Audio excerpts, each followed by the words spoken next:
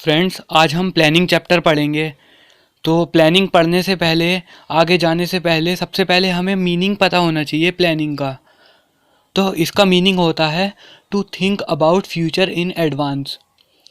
हमें फ्यूचर का कुछ भी हम जो सोच के रखते हैं एडवांस में, उसको बोला जाता है प्लानिंग। ठीक है।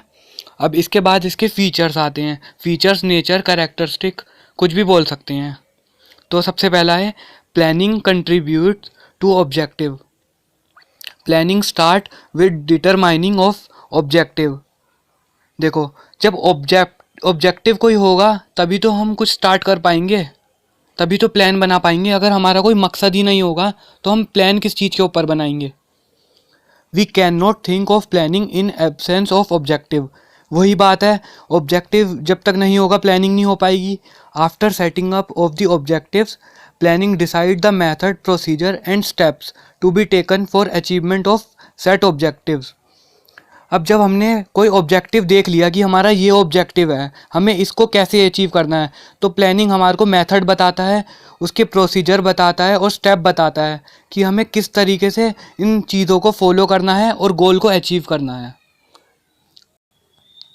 नेक्स्ट पॉइंट है हमारा planning is primary function of management. जैसे कि हम जानते हैं, कुछ भी चीज़ हम करने से पहले उसे सोचते हैं, तो सबसे पहली चीज़ हमारी सोचना हो गई। तो इसलिए ये एक प्राइमरी फंक्शन कहलाया जाता है मैनेजमेंट का। मैनेजमेंट के और भी फंक्शंस होते हैं, 5 फंक्शंस होते हैं।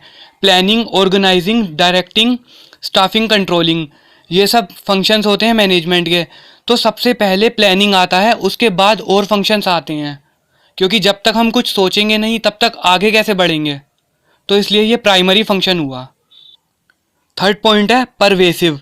परवेसिव मीन्स क्या होता है? परवेसिव मीन्स होता है एक यूनिवर्सल कंसेप्ट, मतलब कि हर जगह एप्लीकेबल होना इस चीज़ का। प्लानिंग जो है हर जगह एप्लीकेबल होता है। Planning is required at all level of the management. Planning जो है वो हर लेवल मैनेजमेंट के हर लेवल पे एप्लीकेबल होता है। जैसे कि 3 लेवल होते हैं मैनेजमेंट के, टॉप लेवल, मिडिल लेवल और लोअर लेवल। तो ये हर जगह एप्लीकेबल होता है। नेक्स्ट पॉइंट आता है प्लानिंग इज़ फ्यूचरिस्टिक। फ्यूचरिस्टिक मतलब प्लानिंग जो है वो इन्वॉल्व होता है फ्यूचर से, मतलब कुछ भी हम काम करते हैं तो वो फ्यूचर के लिए करते हैं। तो planning is futuristic. Next, planning is continuous process. Planning जो होता है एक नेवर एंडिंग फंक्शन होता है, मतलब कि हमेशा हमें प्लानिंग हम करते ही रहेंगे किसी ना किसी चीज़ की। एक ऑब्जेक्टिव कंप्लीट होगा तो हम दूसरे ऑब्जेक्टिव को पकड़ लेंगे, उसको पकड़ने के लिए हमें प्लानिंग ही करनी पड़ेगी। तो ये कंटिन्यूस प्रोसेस है और ये इंपॉर्टेंट लाइन होती है, it is never ending function. तो आप ये ज़रूर लिखिए एग्ज़ाम में। नेक्स्ट पॉइंट आता है हमारा planning involves decision making. The planning function is needed only when different alternatives are available and we have to select most suitable alternative. अब देखो, प्लानिंग जो है हमारा वो डिसीजन मेकिंग, मतलब उस डिसीजन से जुड़ा हुआ है, डिसीजन लेने से। अब कैसे कह सकते हैं हम इस बात को? क्योंकि देखो, हम प्लान करते हैं तो हम अलग अलग आइडियाज़ देखते हैं कि कौन सा आइडियाज़ मतलब बेटर रहेगा करने के लिए।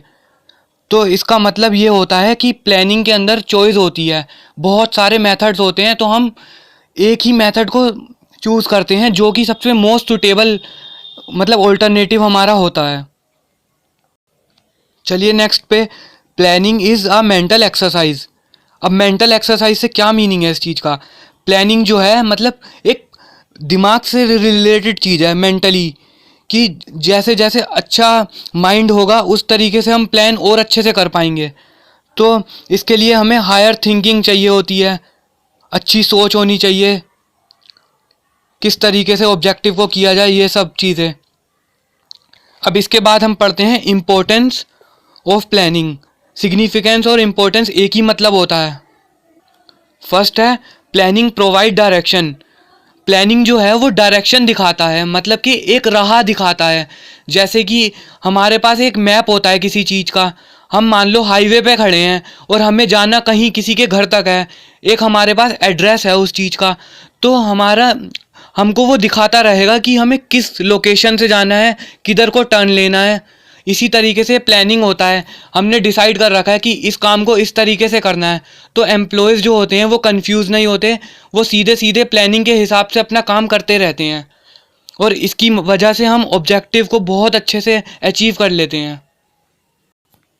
अब देखिए नेक्स्ट पॉइंट आता है, planning reduces the risk of uncertainties. Uncertainties मतलब क्या होता है, सबसे पहले इसके बारे में आप जान लीजिए। अनसर्टेनिटीज़ मीन्स होता है lack of knowledge about future, मतलब कि फ्यूचर की बिल्कुल भी जानकारी ना होना, उसको बोला जाता है अनसर्टेनिटी। तो देखिए, organisation have to face many uncertainties and unexpected situation every day. अब जो एक फर्म होती है उसको रोज़ाना कुछ ना कुछ अनएक्सपेक्टेड सिचुएशन फेस करनी पड़ती है रोज। तो planning helps the manager to face the uncertainty because planner try to the foresee the future by making some assumption regarding future, keeping in mind their past experience and scanning of business environment।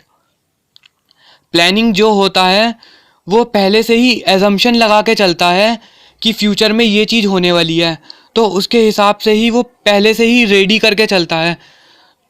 तो planning जो होती है वो reduce कर देती है इस चीज़ के रिस्क को, कि फ्यूचर में कोई दुर्घटना होने वाली है उसको